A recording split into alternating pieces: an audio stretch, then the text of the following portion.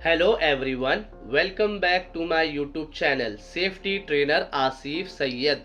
आज के इस वीडियो में हम लोग बात करने जा रहे हैं BOCW एक्ट 1996 के बारे में। तो बिना किसी देरी के आइए वीडियो को शुरू करते हैं। हमारा आज का टॉपिक BOCW एक्ट 1996 है। BOCW यानी कि एक ऐसा कानून जिसे बिना जाने आपको कंस्ट्रक्शन सेक्टर्स में काम करना ही नहीं चाहिए। ये कानून project manager, site engineer, safety officer, HR professional, legal professional, इन लोगों के लिए जितना जरूरी है उतना ही जरूरी एक साधारण वर्कर्स यानी कि एक आम वर्कर्स के लिए भी है। तो चलिए हमारा पहला क्वेश्चन शुरू करते हैं। हमारा सबसे पहला क्वेश्चन है BOCW का फुल फॉर्म क्या है? तो इसका आंसर है the building and other construction workers act 1996 है, जिसे हम regulations of employment and conditions of service act 1996 भी कहते हैं।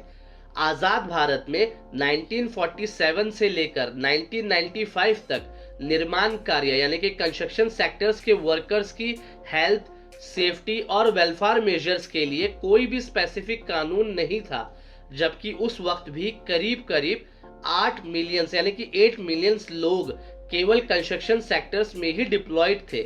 पहली बार 18 मई 1995 को 41वें लेबर मिनिस्टर कॉन्फ्रेंस में ऐसा ही एक कानून की जरूरत के बारे में प्रस्ताव पारित हुआ और उसके बाद ऑर्डिनेंस के जरिए ये कानून 1995 से ही लागू कर दिया गया था। हालांकि कई बार संसद में पिटने के बाद दोनों सदनों में इससे पारित होके राष्ट्रपति की मोहर लगते लगते ये कानून को 19 अगस्त 1996 हो गया था, पर प्रो रेटा बेसिस पे इसे 1 मार्च 1996 से ही लागू माना जाता है पूरे भारत में।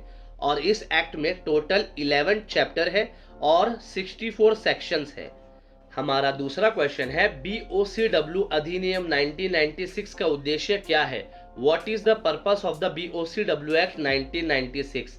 तो इसका आंसर है भवन और अन्य निर्माण श्रमिक अधिनियम 1996 यानी कि the building and other construction workers act 1996 Bharat में एक महत्वपूर्ण कानून है जो निर्माण श्रमिकों की सेवा और रोजगार की शर्तों को विनियमित करता है। यानी कि BOCW एक्ट 1996 इंडिया में एक जरूरी सिग्निफिकेंट लेजिस्लेशन है जो कंस्ट्रक्शन वर्कर्स की एम्प्लॉयमेंट और सर्विसेज की कंडीशंस को रेगुलेट करता है। ये अधिनियम श्रमिकों के लिए यानी कि ये BOCW एक्ट 1996 वर्कर्स के लिए सुरक्षा यानी कि सेफ्टी, स्वास्थ्य और कल्याण उपाय प्रदान करता है यानी कि हेल्थ और वेलफेयर मेजर्स प्रोवाइड करता है और उनकी भलाई और सुरक्षा सुनिश्चित करता है यानी कि उनकी वेल बीइंग्स और प्रोटेक्शंस को एंश्योर करता है। हमारा तीसरा क्वेश्चन है BOCW अधिनियम के तहत श्रमिकों को दिए गए मुख्य लाभ क्या है? What are the key benefits provided to workers under the BOCW Act 1996?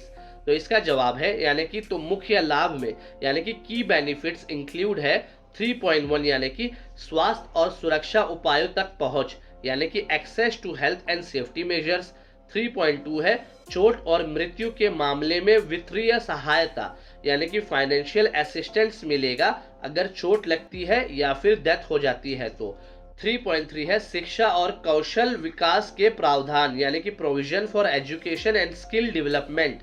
3.4 है पेंशन और सेवा नियुक्ति लाभ शामिल है यानी कि पेंशन और रिटायरमेंट बेनिफिट्स मिलता है वर्कर्स को BOCW एक्ट 1996 के तहत। हमारा चौथा क्वेश्चन है BOCW एक्ट के प्रावधानों को लागू करने की जिम्मेदारी किसकी है? Who is responsible for implementing the provisions of the BOCW Act 1996? तो इसका आंसर है अधिनियम को राज्य कल्याण बोर्डों के माध्यम से लागू किया जाता है यानी कि BOCW Act 1996 को स्टेट वेलफेयर बोर्ड्स के थ्रू इम्प्लीमेंट किया जाता है जो श्रमिकों का पंजीकरण करने यानी कि वर्कर्स का रजिस्टरिंग करने, लाभ प्रदान करने यानी कि बेनिफिट्स प्रोवाइड करने और सुरक्षा उपायों के अनुपालन को सुनिश्चित करने के लिए जिम्मेदार होते हैं यानी कि सेफ्टी मेजर्स के कंप्लायंस को एंश्योर करने के लिए रिस्पॉन्सिबल होते हैं और एक्ट के प्रोविजंस का कंप्लायंस को एंश्योर करने के लिए इंस्पेक्टर को अपॉइंट किया जाता है।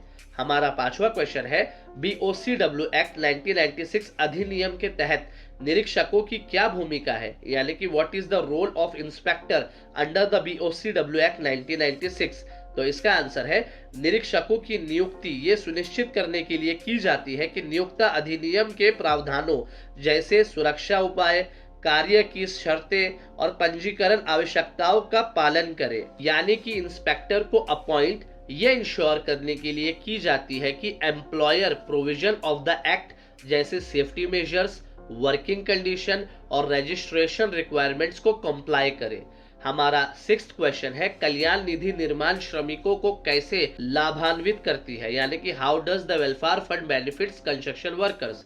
तो इसका आंसर है कल्याण निधि यानी कि द वेलफेयर फंड्स चिकित्सा खर्च यानी कि मेडिकल एक्सपेंसेस, शिक्षा यानी कि एजुकेशन, दुर्घटनाओं और सेवानिवृत्ति के लिए वित्तीय सहायता प्रदान करती है, यानी कि एक्सीडेंट्स और रिटायरमेंट्स के लिए फाइनेंशियल असिस्टेंस प्रोवाइड करती है, जिससे कंस्ट्रक्शन वर्कर्स की ओवरऑल वेलबींग में सुधार होता है। हमारा 7th क्वेश्चन है BOCW अधिनियम के तहत पंजीकरण आवश्यकताएं क्या है, यानी कि what are the registration requirements under the BOCW act. तो इसका आंसर है जिन प्रतिष्ठानों में यानी कि जिन स्टैब्लिशमेंट में यानी कि जिन कंपनी में 10 या उससे ज्यादा वर्कर्स काम करते हैं, यानी कि जो कंपनी में एक साल में यानी कि 12 महीने में से किसी भी दिन कम से कम 10 या उससे ज्यादा वर्कर्स से काम कराती है, तो उन्हें यानी कि कंपनी को अंडर द BOCW एक्ट 1996 के तहत रजिस्टर्ड होना जरूरी है और वर्कर्स को भी वेलफेयर बोर्ड से बेनिफिट्स रिसीव करने के लिए रजिस्टर होना जरूरी है। हमारा 8th क्वेश्चन है BOCW एक्ट 1996 के मुख्य प्रावधान क्या है, what are the key provisions of the BOCW act 1996। तो इसका आंसर है यानी कि 8.1 है प्रतिष्ठानों का पंजीकरण यानी कि रजिस्ट्रेशन ऑफ स्टैब्लिशमेंट। सभी स्टैब्लिशमेंट्स जो 10 या उससे ज्यादा वर्कर्स को रोजगार देते हैं उन्हें इस एक्ट के तहत रजिस्टर्ड होना जरूरी है। 8.2 है कल्याण बोर्ड यानी कि वेलफेयर बोर्ड्स स्टेट गवर्नमेंट्स को वर्कर्स के लिए वेलफेयर स्कीम्स को इम्प्लीमेंट करने और असिस्टेंस प्रोवाइड करने के लिए वेलफेयर बोर्ड्स को सेटअप करने की जरूरत है। 8.3 है सुरक्षा उपाय यानी कि सेफ्टी मेजर्स। BOCW एक्ट 1996 में कंस्ट्रक्शन साइट्स पर एक्सीडेंट्स और हेल्थ हैजार्ड्स को रोकने के लिए सेफ्टी मेजर्स लेना जरूरी है। 8.4 है कल्याण निधि यानी कि वेलफेयर फंड। एक वेलफेयर फंड स्टैब्लिश की गई है जो पेंशन्स, मेडिकल असिस्टेंस और एक्सीडेंट्स के मामले में फाइनेंशियल एड्स जैसे बेनिफिट्स प्रोवाइड करती है। 8.5 है कार्य के घंटे और शर्तें यानी कि working hours and conditions. BOC act में वर्कर्स की सेफ्टी और हेल्थ इंश्योर करने के लिए वर्किंग आवर्स, रेस्ट पीरियड्स और कंडीशन स्पेसिफाइज की गई है। उम्मीद करता हूं आपको BOCW एक्ट 1996 का कॉन्सेप्ट बहुत ही अच्छे से समझ में आ चुका होगा। इस वीडियो को देखने के लिए बहुत बहुत शुक्रिया। अगर आपको मेरा ये वीडियो पसंद आया तो लाइक बटन को दबाना बिल्कुल भी ना भूले, चैनल को सब्सक्राइब और बेल आइकन को प्रेस कर ले ताकि और भी ऐसी इंपॉर्टेंट टॉपिक्स आपको मिलते रहे।